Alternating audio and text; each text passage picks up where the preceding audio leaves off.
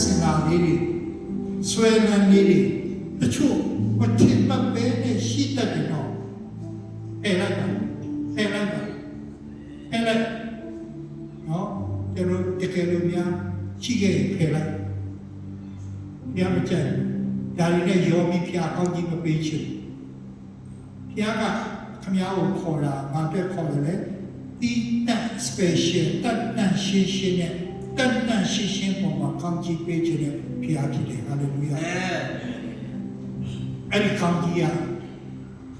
မြဲမြံတဲ့ကောင်းကြီးဖြစ်တယ်စီးစိတ်ဆိုတာလေခံစားရတယ်ဖျားပေးတဲ့အရာကျွန်တော်တို့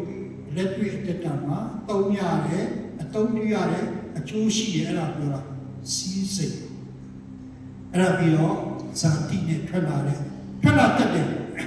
ဒါတွေကမောင်းထုတ်ပါပတ္တနာပါလေဘောတာထွက်တာမနာလိုတတ်တာအမြင်မုံကျိုးတာသူ့အတည်ဖြစ်အောင်ပြောဆိုတာနော်ဟုတ်ဒီဟာလေးတွေအသေးမွားလို့မချင်နဲ့နောက်ဆုံးဆရာပြပြမယ်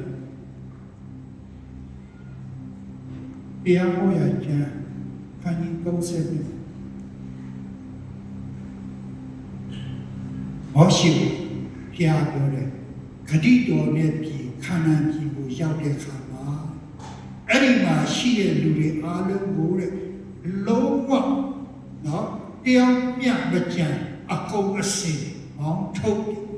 တကယ်လို့မောင်းမထုတ်ဘူးဆိုရင်တဲ့တနေ့ကျရင်မင်းတို့မျက်စိမှာတန်စုကဲ့သို့စုပြီးမှမင်းတို့ကိုဒုက္ခပေးမယ်။ဒါဆိုပြောတာနော်